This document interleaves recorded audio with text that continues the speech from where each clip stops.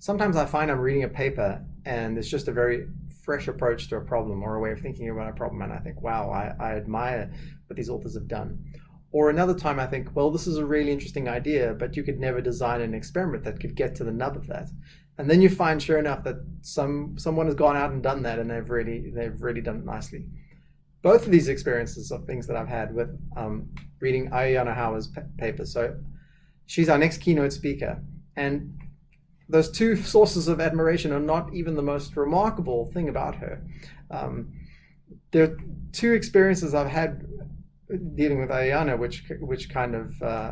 which are more remarkable still. So the first is I've had the privilege of being on a few panels with her, and occasionally I and everyone has said their little bit.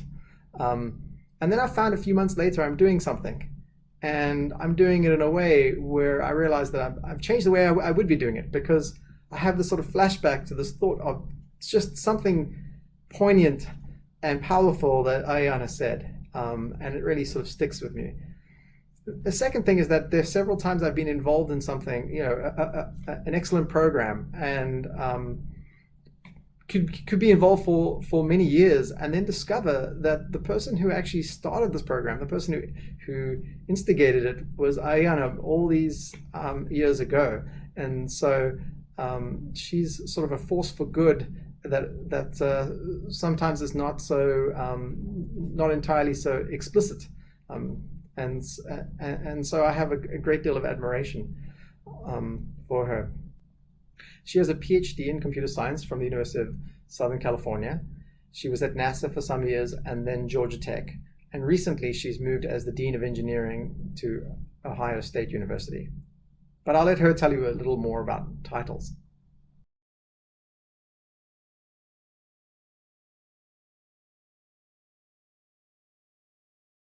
So how in the world could a robot be racist? So what I'm going to talk to you in this time that I have with you is really examining this aspect of bias in artificial intelligence and how it weaves with robotics in terms of the physical space. Now, most of you have titles. You have, professor, or chair, or dean, or maybe student. And these titles define us in the world.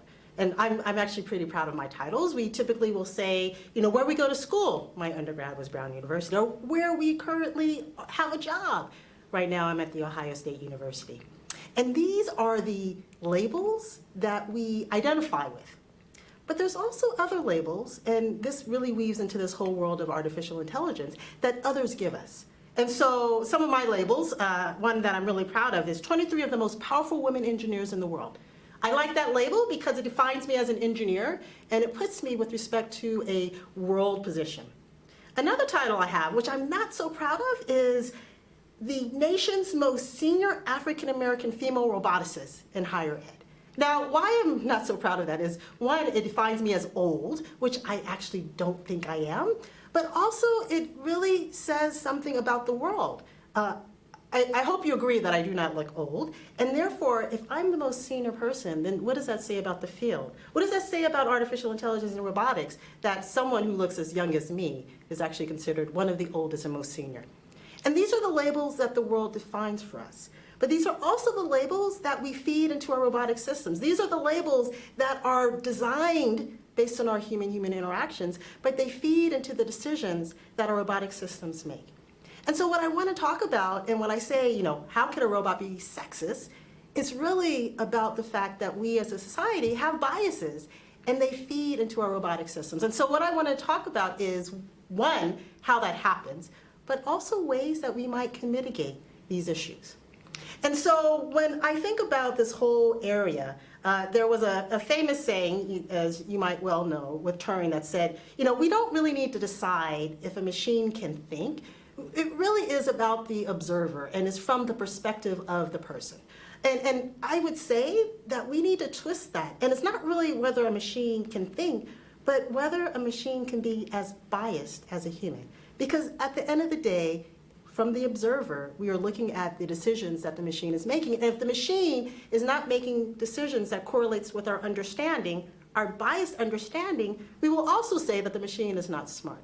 And this is where the problem is, but it also provides us an advantage in the world in order to mitigate and fix some of these issues.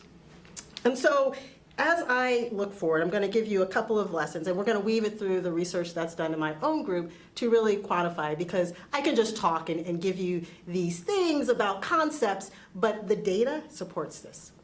So first off, we know that humans have a cognitive bias with respect to intelligent agents. And so what's a cognitive bias? So when we talk about a cognitive bias, it means that when we are in certain situations, when we are interacting with machines, we tend to basically give away our decisions to these agents. And there's a bunch of different reasons for this, but primarily as people, and we call it the public, when they're interacting with these machines, they pretty much believe that they're smart. So this is from the observer perspective. And because we think that they're smart, we basically do not think about what they are saying. We don't think about the decisions that they are putting forth. We just follow them. And so this is a good thing if we are trying to do things in terms of automation and manufacturing, but it's a bad thing if we are using these machines that are in healthcare where we're not questioning them, or in self-driving machines and we're not questioning what they're doing, because then we have detrimental results. And I'm going to give you a couple of examples of this. Humans, we interact with people every day. And we interact in different ways, in different functions. And one of the things is that we know that when we're interacting with people in our in-group, we have a different interaction and we behave a little differently than when we interact with our out-group. And in my own research, we focus on interacting with children with special needs. And so most of the interactions we observe are between clinicians and children, or parents and children. And so this is the interaction, and this is the space that I operate in. It also means that my biases are really about the clinician in terms of healthcare and children. So all of my claims, I'm going to talk later about adult interaction, but when I look at clinicians and parents and children, what we see is that children are very interactive when they come to robotic systems. For them, replacing the human with a robot, it has no difference because they just understand the interaction and the behavior. And so what we do is we take this human-human interaction and we then model it for human-robot interaction with all our unique biases in that case. And what this means is that our robots, again, are mimicking and they're influenced by this human behavior. And so we've shown time and time again that children, when they're interacting with these machines, when they're interacting with the robots like you might see here, they are interacting as if they were with a human. They're interacting as if they were in the clinic. They are interacting as if they were in the home environment.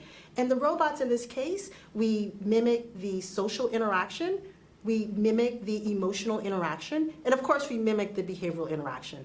And at the end of the day, what we can see is that if we take this human-human interaction in terms of the positive, when we look at the data, we can see that we enhance the developmental outcomes of the children.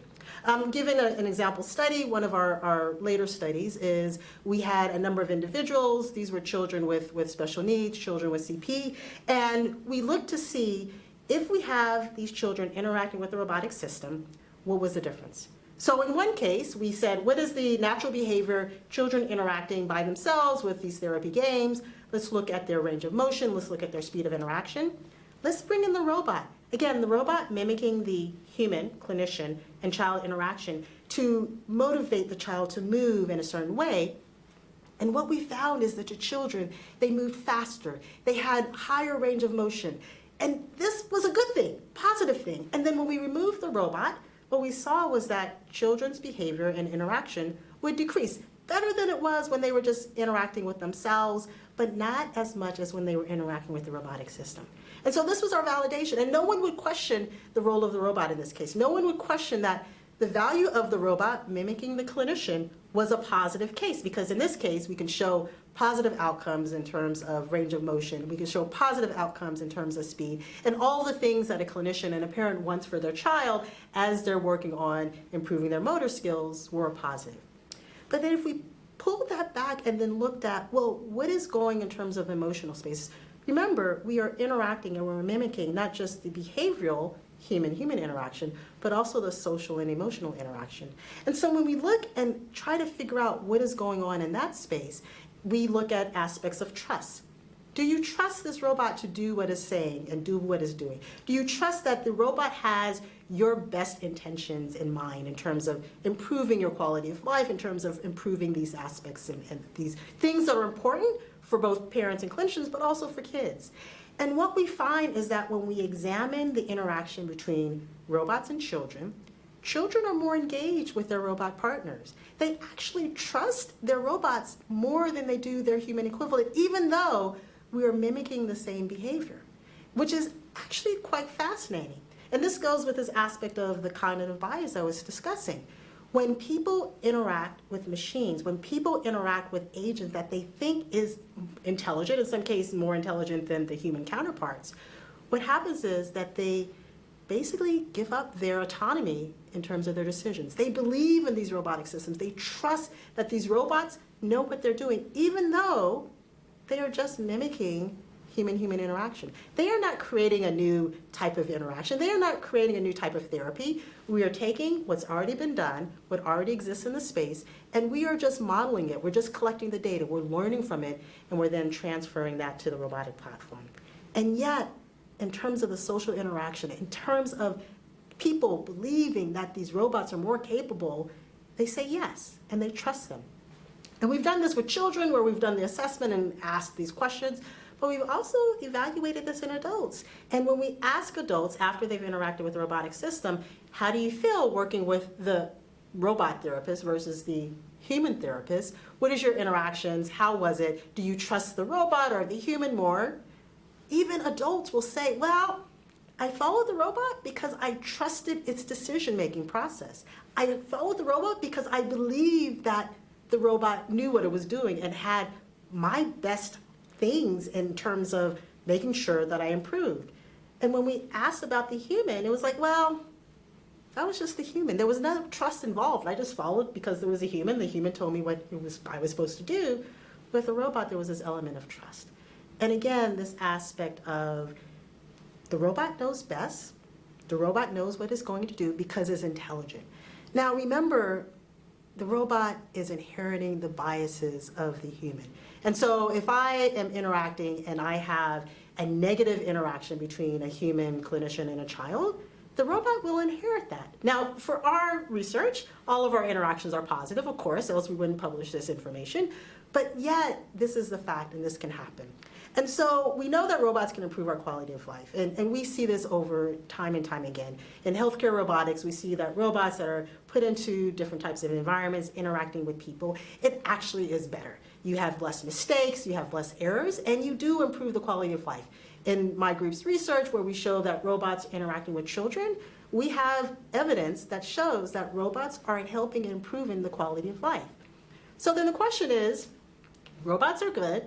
Sure, there's some bias, but what's the problem? The robots are working, so maybe the bias is really not that bad. You're biasing between humans and humans, but that's the natural aspect. But the fact is that robots being deployed in our society, there are some negatives. And one of the things, as you know, with the pandemic, there has been an acceleration of the adoption of robotic platforms in our world, in our society. Some in areas that we could not have imagined having accelerated, and others we kind of know, like, oh yeah, we can see that that was the next logical step and we just need a little bit of push. But what is going on that with the adoption of robotics and AI, this has implications beyond healthcare, beyond the applications I talked about, but it also has implications in terms of jobs. It has implications in terms of data privacy, and of course it has implications of biases. And given that people have this cognitive bias, i.e., I believe in the robot, it's intelligent, and so I am going to defer my decisions, my judgments to this robotic platform, it means that if these robots are learning our biases based on the data that we're collecting, it also means that we as people are not necessarily going to question them. And that becomes the problem. As we know, machines are created by us. They're programmed, they're designed by us. Not just the developers, but also us as a society. Robots are learning from us, from our data, from our interactions. Historically, we know that some of these interactions have biases, and we know that we also grow. The kind of things that we do today, if you look 50, 100 years ago, are different in terms of how we view people, how we view our world. And yet the data that's there has no necessarily distinguishing factor of, well, society has evolved and changed. We don't have tags on this. And so as the robots are interacting and growing and learning, they are still taking on some of those biases, even though we as a society might have grown and basically seen the error of our ways, the data is not tagged such as that. And therefore, robots are not only growing, but they're growing in sometimes negative ways. And so to give you a little bit of kind of history, right now in the news, there's a lot about facial recognition. And this is not a new phenomenon. So anyone who's working in the facial recognition space, in terms of emotion recognition and all of this, knows that this has been an issue for a while. Just to kind of do a little deviation, when I talk about children, I talked about the social interaction, talked about the emotional interaction. So in our group's research, we also look at facial recognition because that's how we monitor whether a child is engaged. That's how we monitor when a clinician is working with a child, whether the child is focused or not, whether a child is frustrated or not. And so we have focused and thought about this aspect of emotion recognition for the positive. But we also know that there are some aspects of negative. And just to give you a few stories, a few years ago, there was a group that had created a neural network to identify criminals based on faces. Now we laugh now. It's like, oh, how do you recognize faces and say that they're a criminal or not? But if you look at the data was accurate. Like they could show you a picture, and they had it codified as, this was someone who went to jail, and they had other pictures of people who didn't go to jail. And the algorithm, the AI, could actually identify with over 90% accuracy that this was someone who was a criminal and not. But then when you go deeper and you do a deeper dive, what you saw was that the data that they trained on was biased. Now, think about it. If you're creating a system that can recognize criminals versus not, how do you get truth? Well, you get truth by getting data from images of people that are labeled as criminals. Where do these come from? Mugshots, of course. Now, where do you get the non-criminal? Well, you just scrape the web like a lot of us do. And typically, if you're scraping the web, the kind of photos that you put online are ones where you're happy and you have your makeup on and things like that. And so they're your beauty shots. And so really, when you think about this, what the system was doing was not really looking at criminals versus non-criminals. It was really looking at mugshots where you're probably not smiling versus happy smiles because you're looking for your next job. And that is the data that is what is the things we worry about. Because that same kind of algorithm can then be put into surveillance systems. They can be put into robotic applications that are deciding whether this medication is basically a positive because you're happy or a negative. And so this is the thing, is that the data itself in this case was biased by design, but as researchers, they weren't necessarily thinking about that because opportunistic, they were going for data where it was already labeled. And so when we think about this, the difference between, say, classical just facial recognition AI is that when you couple these algorithms with robotic systems that are then exerting a force, where they're actually changing their environment, the negative ramifications are much greater, or could be much greater. And so that is the problem. And we say that was a few years ago, but then if we segue into the now, we see that there are other things. And one of the things is, again, an older case is there was a case where Google had a photo application, and basically they labeled a couple, black couple, as gorillas. And big fanfare of like, how could this actually happen? Of course, the facial recognition algorithm was broken. And so this was back in about 2015. So instead of fixing it, we're researchers, we're developers. So instead of fixing it, what they decided to do is decided to take the label of gorillas outside and remove it from this application, which doesn't fix the problem. What it does is it hides the problem and pretends like, yeah, we just can't fix it. And what I challenge us as roboticists to do is that when we see these issues, when we see these aspects of biases, as researchers, we should mitigate, we should try to figure out and design solutions so that it actually helps versus just ignoring it. Because if we ignore it, the next one's gonna come about and the next one's come about. And when you tie these systems with robotics, we can have negative implications. And so why is this the case? I'm giving you a little bit of history of why this is. How can this actually happen? What is going on? Well, the fact is, just like with our cognitive biases, we have our own biases. There has been a number of studies that have shown that we are more likely, for example, to recognize someone who is our own age, which basically means if I'm looking at a child, for those of you who might have kids or interacting with kids, a 5-year-old sort of looks like a 7-year-old, maybe like a 9-year-old, and as you get older, all kids look the same. Well, it's because you are more likely to identify people who are of your own age. Right? That is just the way our brain is constructed. And so if we're looking at data and we're collecting data based on these kind of interactions, it means that we are going to not have an equal enough representation. And I know this because in our algorithms, none of the algorithms that are out there, we've had to basically revise to recognize our kids because they have not, or at least back then when we started, they were not part of the data set of training. And I mean, this makes sense. Kids are not posting their own profiles on the web. Parents have to. And parents are typically not posting anything but happy kids' faces. And therefore, any system that is based on scraping the web that deals with kids, primarily happy, really, really good emotion, but anything that deals with anger, that deals with frustration, that deals with these other emotions that our robotic systems need to know in order to understand whether, in this case, our case, the therapy was working, is not part of the system. And so we know this for age, there's demographics, older adults as well, not well represented. And it's not because the data isn't there, which it's not, but it's also because as coders, as the algorithm, you represent and you can recognize oneself. And so these are the kinds of biases that are there. It's not necessarily intentional, it's just the way we're constructed, but it's feeding and it's being put into our AI algorithms.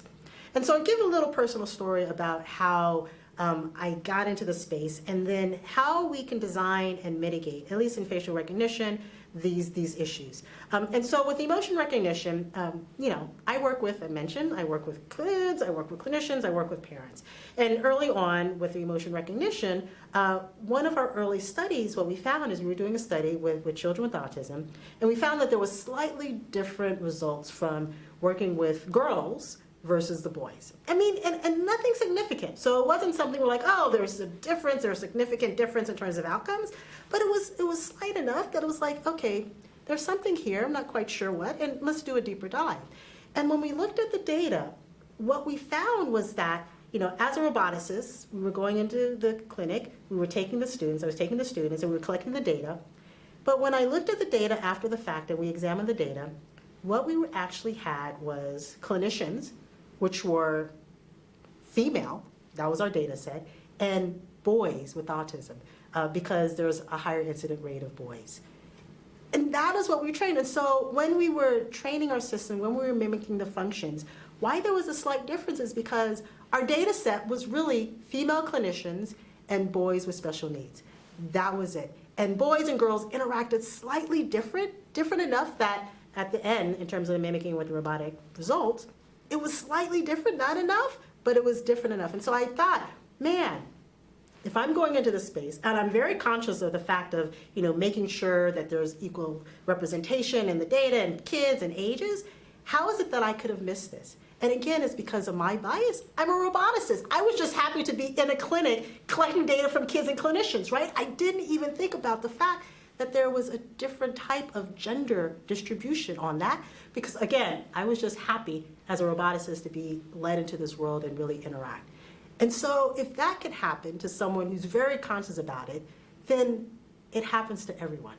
So how can we mitigate? And I'm a true believer that we as people, we can learn, we can adapt, but there's these aspects such as the cognitive biases, these implicit things that will make it very difficult for us to even recognize. And so one of the things is designing our algorithms such that they can recognize it themselves and mitigate in this aspect. And so we did this study where we took in this data, we did an assessment of all these algorithms that were out there that were freely available. Some of them were commercially available, being used in systems, being used in surveillance, being used in school systems. And we did a whole analysis of how well do they do with kids, because we were very concerned with kids. And what we found was that these algorithms were perfect in recognizing happy kids, of course. But when we looked at the other emotions, when we looked at things like anger, when we looked at things like sadness, they basically were not equal to the adult recognition rate. And again, this was a problem because these systems, some of them were being deployed in environments that were interacting with kids. And so we kind of said, okay, how do we fix this? How do we design a solution based on systems that are already present, that are already out there? Because we can't call up these companies and say, hey, can you pull this off the market? Because you have a little bit of bias. And so thinking about how can you add a wrapper, how can we use our skill sets as researcher to provide a solution that surrounds and takes advantages of all of the training that's been done with these systems, but also mitigates some of the bias. And so we design, and we've done this in a number of cases as well with language models, as well as emotion recognition and facial recognition.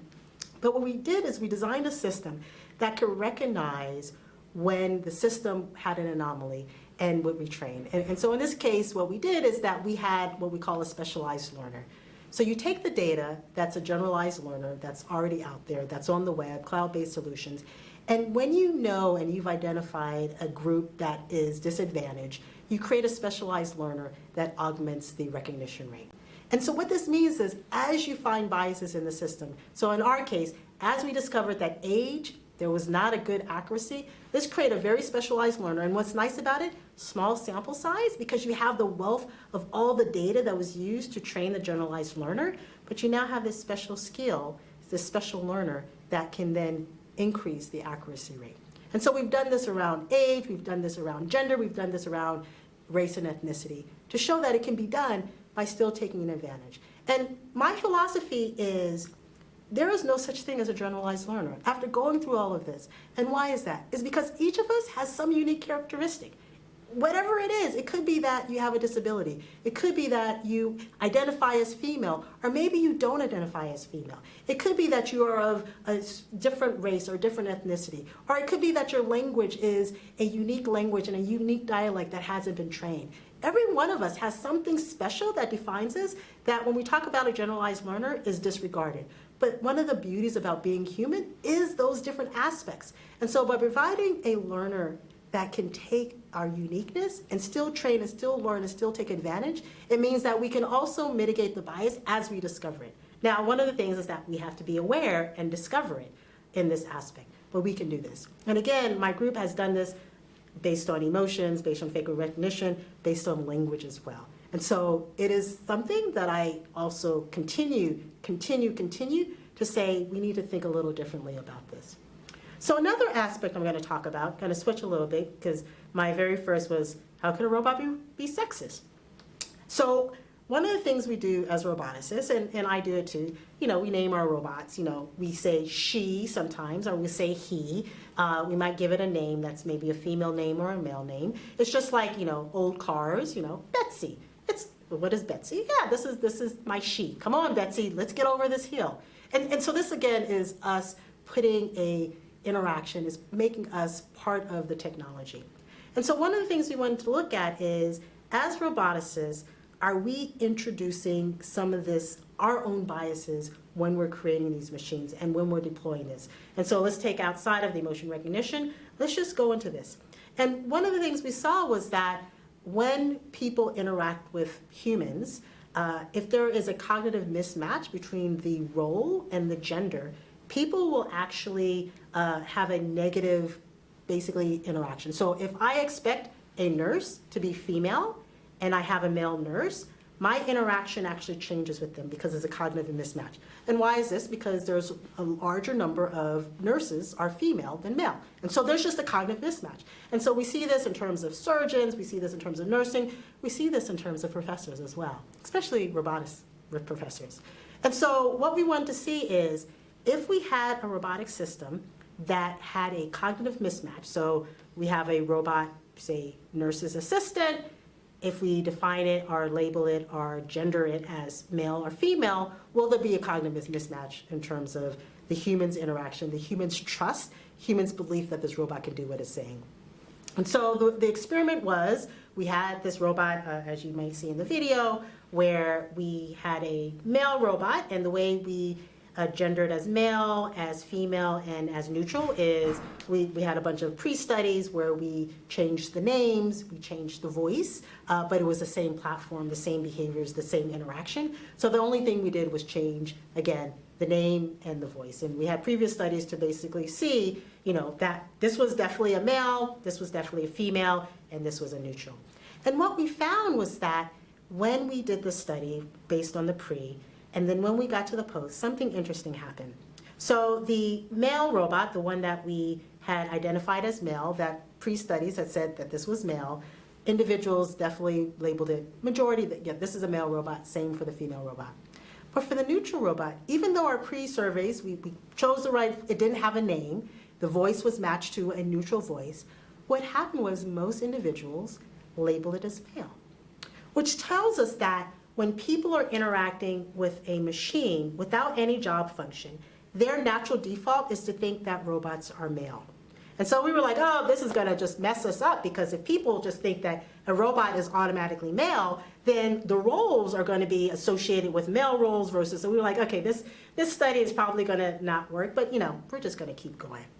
So then we took in these occupational roles, and the way that we looked at is we looked at, in the US, we looked at the labor statistics, and we chose roles that had majority male employees, and female employees. And so, for example, nurse, largely female, garbage collector, largely male. So we looked at people who currently have the jobs.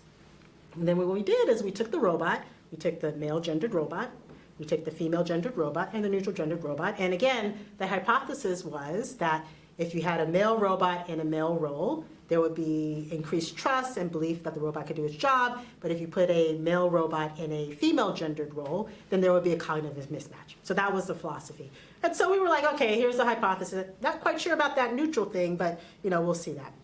And amazingly, we looked at the data, we took these roles, we looked at the aspect of belief and competency and trust, and we were like, okay, our hypothesis is that there's going to be a cognitive mismatch. We don't know about the neutral. And what we found, it was shocking and amazing. There was no difference. What does this mean? It basically means that when people interact with robots, they interact with robots. They don't interact with a male gendered robot or a female gendered robot. They interact with the robots. And so their cognitive bias is that this is a robot, it has a function of a robot, and it can either do the job or not. And whether we try to gender it as female or gender it as male, that is like a third or fourth criteria. The first is the fact that it is a robot.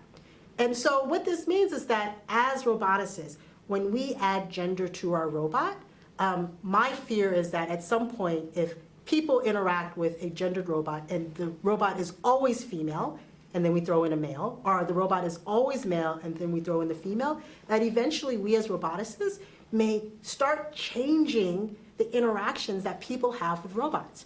And so my thing is like, we should not gender robot, but we should allow people to gender their own robots. Because in our case, they're probably going to gender it as male, but that's okay because they treat robots as robots.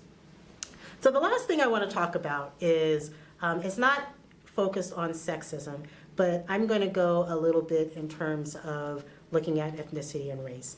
And why is this? Is because if you think about robots being sexist, robots can be ageist, robots can be, in some aspects, have a discrimination or a bias against any group. And so this is really a call as roboticists, when we're thinking about this world and we're thinking about biases and we're thinking about this aspect, there are certain things, just like gendering robots, we should just not do. There are other things that we can do. And so back in the day, there was a study where, and they call it the shooter bias test. And I always say, WTF, why would you even have a shooter bias test where you basically racialized your robots? Now, we could have a long discussion, and again, in the community, there was a discussion in the human-robot interaction community of, WTF, why would you even have this happen? But just to give you a scenario, the scenario was they would racialize a robot as basically black or white, and they wanted to look at the reaction times of people. Basically, how fast would you shoot the robot? Again, WTF. So we'll regard, and what they found was that if a robot was racialized as black, participants were more likely, very much more quick to the trigger. Okay, we understand this. This is the biases, and this is the kind of biases which we already know. And so my thought was, based on this aspect of, if robots are just looked at as robots, what happens if we don't prime? What happens if we don't add into gender? What happens if we don't add in race? What if we just say, here's a robot, and maybe it still has the color of a racialized robot, but we as developers don't add that label? Remember I talked about labels. And so because I wasn't going to have, people shoot robots, I had robots that showed emotions. Because again, I deal with kids and I do emotions. And so we had basically two robots where we showed a robot that was expressing an emotion. And you can see here, this was one of our robots, and we did two things. We had no priming, so there was no race associated. And then we had some priming. And the priming was, identify the race of this robot, and no priming was, we didn't say anything. We're like, here's a robot, identify the emotions. And what we wanted to see and what we wanted to show was that when we as developers didn't prime someone to think of this robot and look at them with respect to race or gender, they would treat them as a robot. But if we then primed them, then maybe their reactions were the same. And interesting enough, when we added in this aspect and we did prime, in one case we had, please label the emotions of this. It was like, oh, I think it's dancing, maybe it's happy. And if we did prime it, we would get a different response. In some cases, just by adding in the priming, without the priming, no difference. Adding the priming was like, I think it might be a little angry. Again, same behaviors, same emotions, but as soon as we as developers started putting in this concept of race to our users and participants, it evoked all of those biases that are inherent that sometimes we just don't even know that we had. But what was positive is that when we didn't do that, and we just had these robots, and we just had the behaviors, even though they were in different colors and different form factors, people viewed their emotions and their behaviors the same, irrespective of their gender, irrespective of their race. So again, this is this aspect and this plea that as roboticists, we need to stop intentionally putting our own biases on our robotics and putting in these social attributes and these social aspects that really bias our human-human interactions. We need to stop adding that to our robotic system because I worry that this will be detrimental. So there is hope. So at the end, I talked about some of the aspects of how do you mitigate it through the algorithms. I think if we're much more conscious about not putting in some of these social constructs that we know are already biased and intentionally putting them in the robots and just not doing that, I think we also have some hope. But I think as roboticists, when we're designing these solutions, when we're designing these robotic systems, we, one, need to focus on people, right? We need to think about the fact that not everyone is a roboticist.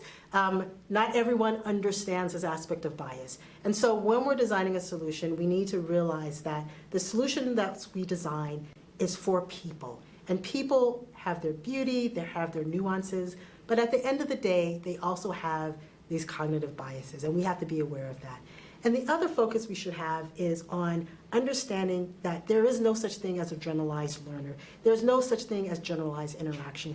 That we as people are diverse. I mean, it's what makes us human. It's what makes us beautiful.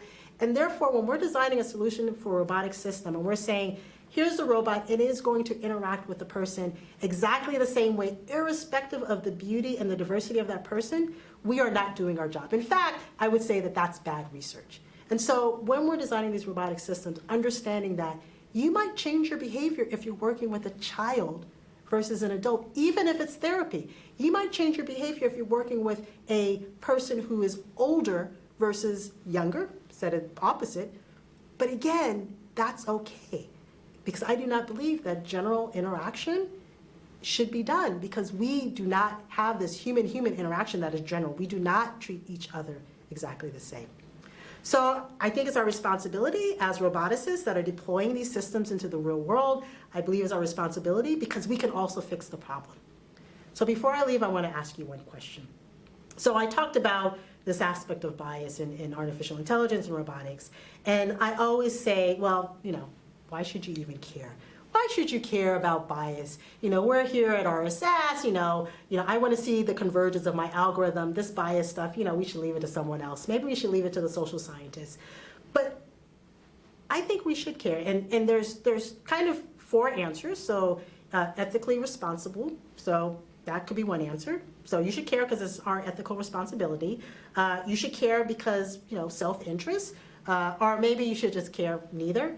Or maybe it's both. And my answer is we should care about this bias in AI and robotics because not only is it our ethical responsibility, but it is also in our self-interest.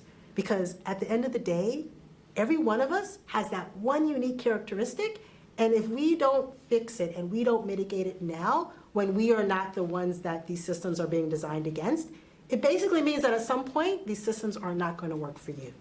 And so that's the self-interest part, but then it's also our ethical responsibility. And so with that, I want to thank you for listening and hope you enjoy the rest of the conference.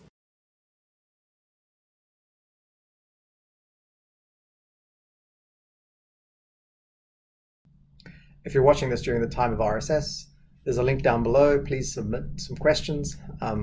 I'd love to pass those on to Ayanna and have her talk about them in the 2 up-and-coming Q&As. See you then.